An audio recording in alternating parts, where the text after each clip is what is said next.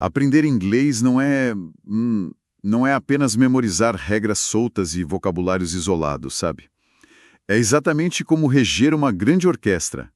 Cada nova palavra é um instrumento prestes a tocar a sua própria melodia. Ah, lindamente dito. Bom dia a todos que acompanham a nossa análise profunda de hoje. Eu sou o professor Paulo e estou aqui no nosso programa matutino com a excepcional professora Rachel. Bom dia.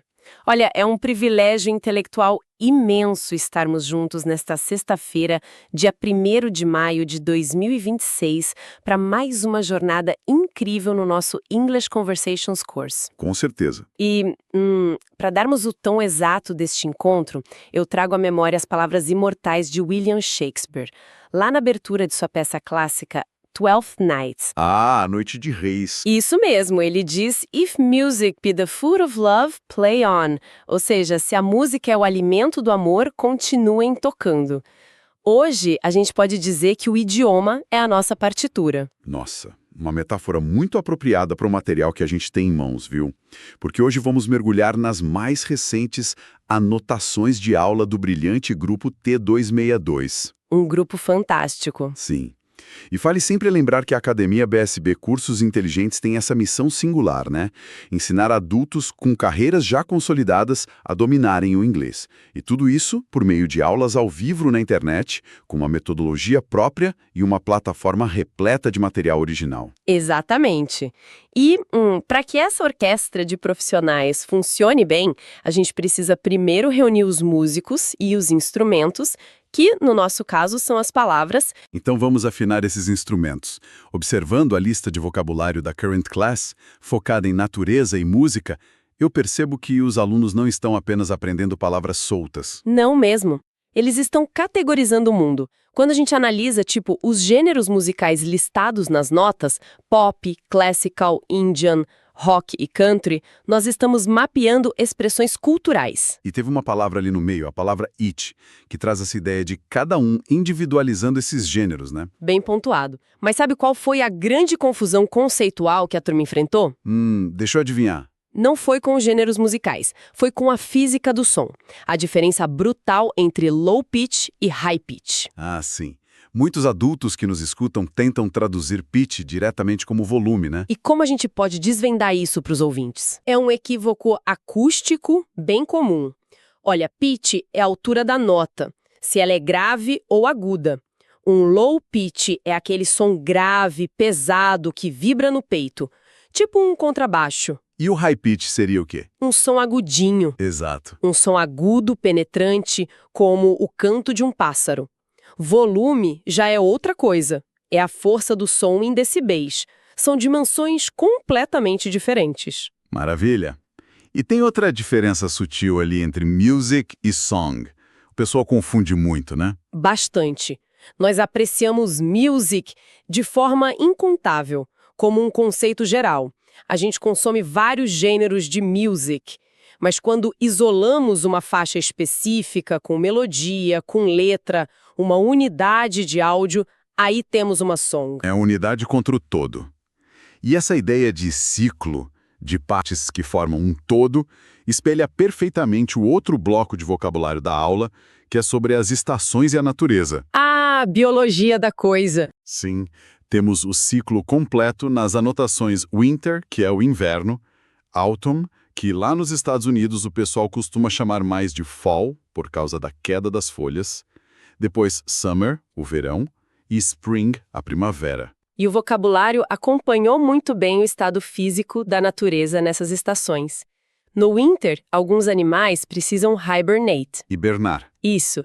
E a neve acaba por to melt, que é derreter, quando a temperatura sobe para to bring, para trazer a primavera. E a primavera é o ápice do renascimento, né? É quando vemos cada semente começar a sprout, a germinar. Exato. Gera um botão de flor, um bud, que eventualmente vai to bloom, desabrochar. E é super interessante notar o contraste semântico de to bloom. Qual seria o antônimo? Murchar. Em inglês, to wither. A linguagem reflete essa dualidade, né? Vemos a energia vibrant fluindo pelo trunk, o tronco da árvore, Chegando até o branch, o galho, o ninho, E às vezes são surpreendidos por uma repentina rain shower, aquela chuva passageira deliciosa. Nossa, que imagem cinematográfica. E tem um detalhe curioso nas anotações do grupo T262. Há uma palavra grafada como change, com S-H-A-N-G-E, mas que claramente é um desvio na hora de digitar a palavra change, mudança, que é com C-H. É um reflexo natural de como o cérebro brasileiro tenta acomodar o som. Com certeza. Mas, voltando à biologia, os alunos também exploraram o ciclo humano, né? Vemos a figura do toddler, aquela criança que está começando a andar. Ah, o toddler é uma fase maravilhosa. É quando eles começam a to role play, assumir papéis, usar gravetos fingindo que são swords, espadas, e gostam muito de to pretend, brincar de faz de conta. Uma fase muito afetuosa, cheia de hugs, os abraços, e daquelas pequenas cumplicidades infantis, tipo to wink, que é piscar o olho. É verdade. E essa observação sobre o desenvolvimento do toddler é a ponte perfeita para a gente olhar a past class.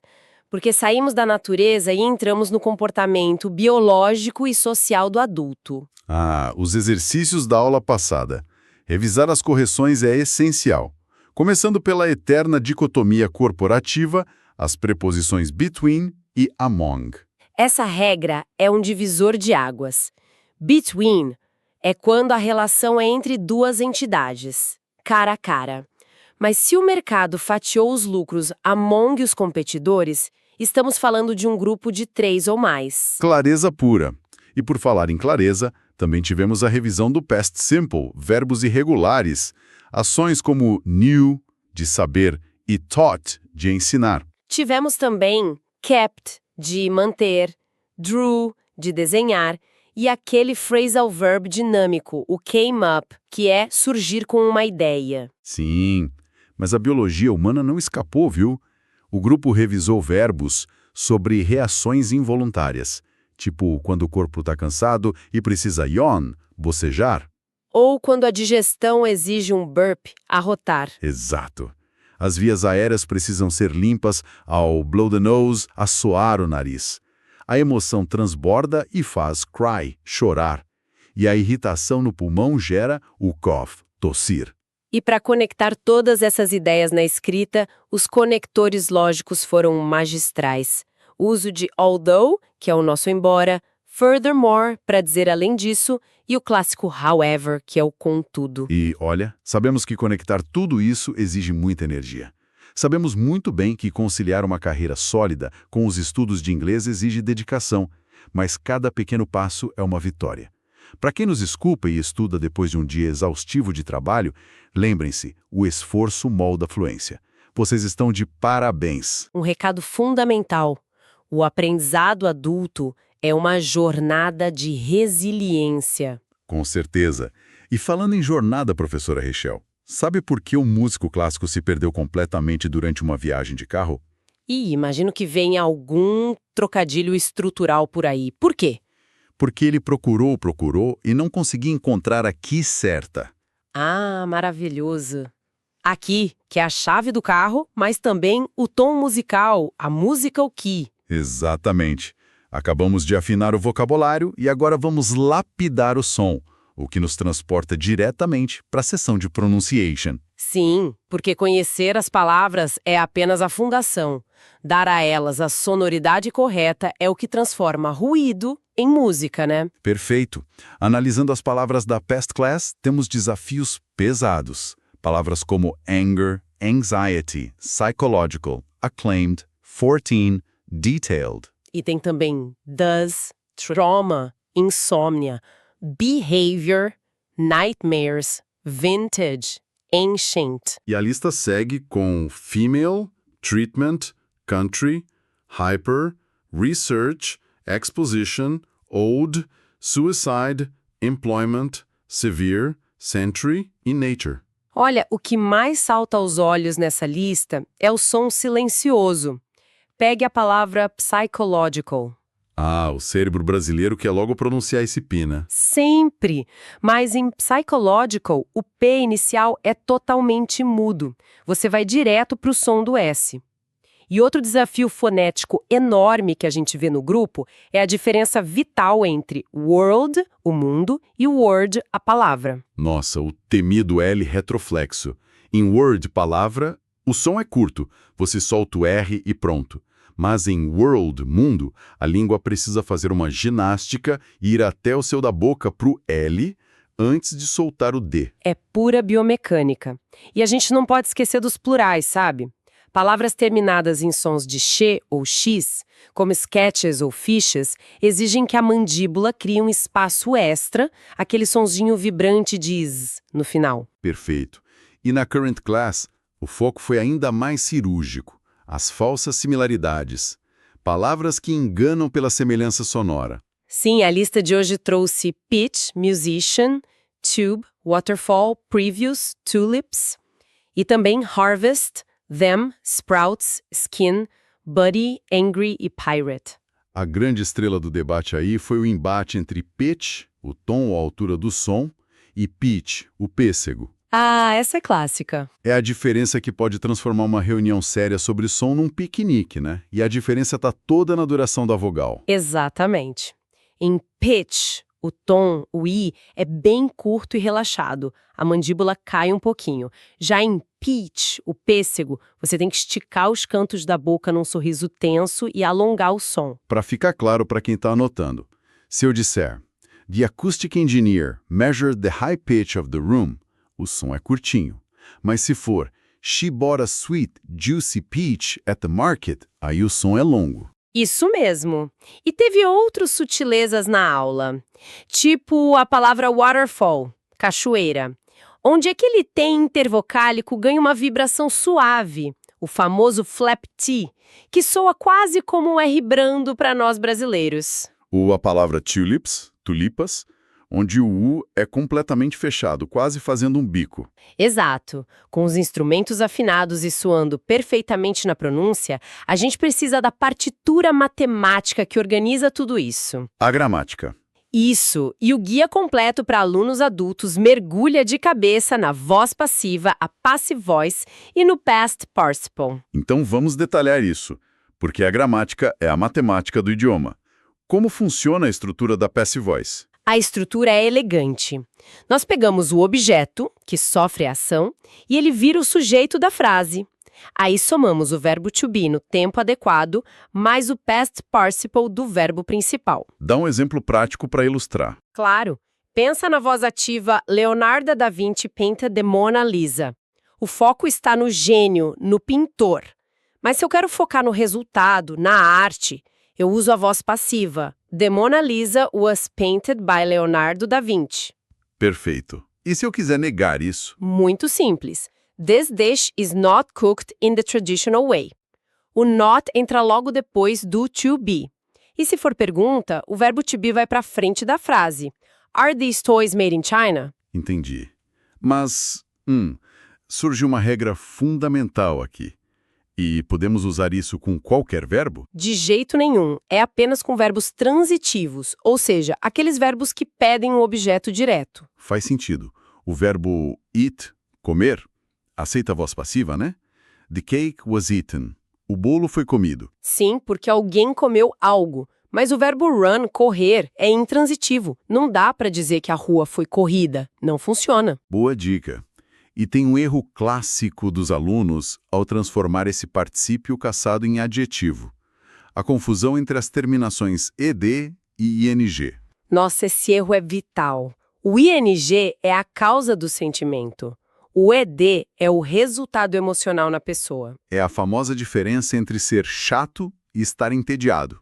Exato. Se a pessoa diz I am very boring, ela não está dizendo que está com tédio, ela está confessando que é uma pessoa maçante e insuportável. Um perigo corporativo dizer isso numa reunião. Totalmente. O certo para expressar tédio é focar no resultado. I am very bored. Incrível.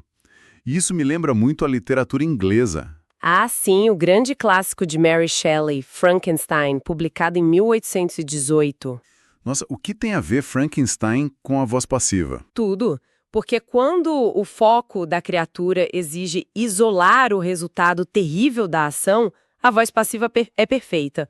Shelley escreve coisas como The creature was created. O foco sai do cientista e vai todo pro resultado, pro monstro. É genial. Genial mesmo. E agora que entendemos como a voz passiva foca na ação e no resultado, vamos observar como essas estruturas dão vida a textos descritivos fantásticos. Vamos para a seção de Reading. A leitura dessa unidade foi riquíssima. Sim, o grupo debateu textos maravilhosos. Four Seasonal Feelings and Thoughts, The Strings Trifecta, and Trumpet, Tuba and the Trombone. Textos cheios de paixão sobre as estações e as famílias de instrumentos. Olha, eu preciso dizer que a energia vibrante do verão, do outono e dos instrumentos de metal me conquistou. Sério, o trombone e a tuba têm aqueles low-pitched sounds, aqueles sons graves e vibrantes. E os slides do trombone é a mais pura energia, é extroversão pura. Eu vou ter que descondar um pouquinho dessa euforia toda. Ah, vai defender o frio? Vou defender a elegância. Eu argumento a favor da melancolia contemplativa do inverno e do renascimento sutil da primavera e, claro, da sofisticação dos instrumentos de cordas. O violino, o cello. E o contrabaixo? Quando a gente ouve a genialidade do Yo-Yo Ma no violoncelo ou a ousadia percussiva da Esperança Spalding no contrabaixo, a gente entende que as cordas traduzem a profundidade humana muito melhor que os metais. Um embate justo. E a turma elevou o nível dessa discussão conectando tudo isso com a obra As Quatro Estações de Vivaldi. Aquele vídeo no YouTube que o professor passou. Sim, foi uma análise brilhante. Vivaldi usou a música para contar histórias baseadas em sonetos italianos. E ele fez tudo isso sendo extremamente descritivo com a orquestra. Exatamente. Aquele bird song na primavera, imitando os pássaros. No verão, ele cria um ambiente de lethargic summer. Aquele verão sufocante que dá preguiça, interrompido pelo canto do cuco e por uma tempestade violenta. E no outono, a música parece tropeçar, imitando os camponeses bêbados e sonolentos depois da colheita. Mas o inverno é a melhor parte. Sim, a pessoa escorregando e caindo no gelo. Tudo isso provando que a música descritiva não precisa de uma orquestra gigante para explorar emoções complexas. E assim como Vivaldi usou a música para expressar a complexidade humana descrita nos sonetos, agora é a vez dos alunos traduzirem suas próprias complexidades em palavras. Chegamos no writing. A redação. Essa sessão foi quase uma terapia em grupo. Literalmente. O propósito do exercício era uma reflexão psicanalítica. Os alunos precisavam escrever sobre como ações cotidianas revelam padrões de controle, de confiança, de autonomia e dos limites pessoais. Basicamente, explicar o que a gente escolhe controlar e o que a gente decide delegar, né? Isso mesmo.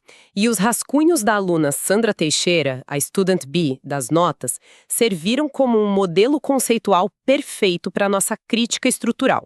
Analisando o first draft da Sandra, o primeiro rascunho, a gente nota que os alunos geralmente começam usando muita voz ativa. É aquele texto muito focado no eu.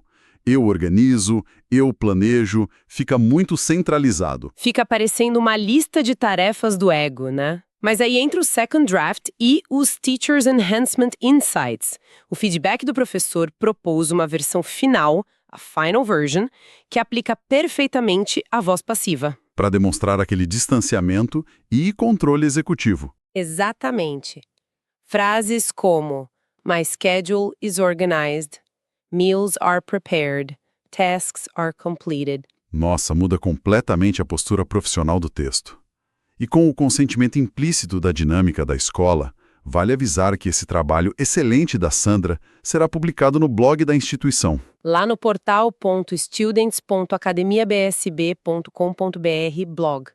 E claro, rendendo a ela preciosas estrelinhas de recompensa pelo esforço. Maravilha. Bom, encaminhando para os retoques finais, precisamos comentar sobre o altíssimo nível do grupo T262. Pelas avaliações, eles estão firmemente no caminho para atingir a fluência do nível CFRL B1. Um marco espetacular para adultos com rotinas tão corridas. E a prova disso é o comparativo de pronúncia. A quantidade de erros fonéticos despencou incrivelmente da Past Class para Current Class. O Phonetic Deviation Ratio marcou menos 325%. É um salto de compreensão biomecânica absurdo. E para que os alunos mantenham essa precisão matemática na gramática, eu recomendo fortemente que revisem as apostilas. Quais unidades? Especialmente a Unit 23, focada no Past Participle, e a grandiosa Unit 57, focada na Passive Voice, leitura obrigatória. Anotado. E para o nosso Upcoming Linguistic Scope da próxima aula? O tema será How to Deal with the Winter Season. E o inverno está chegando ao vocabulário. Sim, e eu deixo a pergunta no ar para atiçar a curiosidade. What will happen when the vocabulary freezes over? O que vai acontecer quando o vocabulário congelar? Will we be able to express our warmth? Seremos capazes de expressar o nosso calor humano com as palavras certas? Um excelente cliffhanger, e nós responderemos isso na próxima análise. Mas antes de encerrarmos, temos aquele momento super aguardado, os pontos de gamificação. As famosas estrelinhas. É a forma inovadora que a Academia BSB encontrou para recompensar cada atividade feita na plataforma. Seja um quiz, uma leitura, um fórum de discussão, tudo isso ajuda os perfis a subirem no ranking de alunos. E rufem os tambores, porque o placar de estrelas ganhas hoje marca exatas 14 estrelas. Uau, 14 estrelas num único dia de análise? Um desempenho épico. Parabéns especiais para Noyane, Alan e Taisa, que foram mencionados no placar de hoje pelas conquistas brilhantes nos exercícios. O comprometimento de quem estuda depois do trabalho é inspirador. Muito inspirador. E para amarrar todas essas reflexões ricas sobre o tempo, a natureza e o amadurecimento, eu finalizo com uma reflexão literária profunda. Por favor. Em 1820, o poeta romântico inglês John Keats publicou a sua magnífica Ode to Autumn, para o outono. Enquanto a maioria dos poetas sempre elogiou a juventude da primavera, Keats encontrou uma musicalidade e uma beleza absurdamente madura na estação que precede o inverno, no outono. A maturidade como beleza. Exatamente. O poema nos ensina que não devemos invejar as canções da primavera, porque o outono tem a sua própria música. Isso prova que toda fase da vida, incluindo o aprendizado em idade adulta, tem a sua própria melodia rica e complexa. Nossa, impecável. Orquestrar palavras é de fato uma arte madura e contínua. Porque, lembrem-se sempre, no fundo, a verdadeira fluência não é apenas sobre vocabulário. It's not only about the language, it's all about communication. Um abraço enorme para todos os alunos e até a próxima análise profunda. Tchau, tchau. Até a próxima.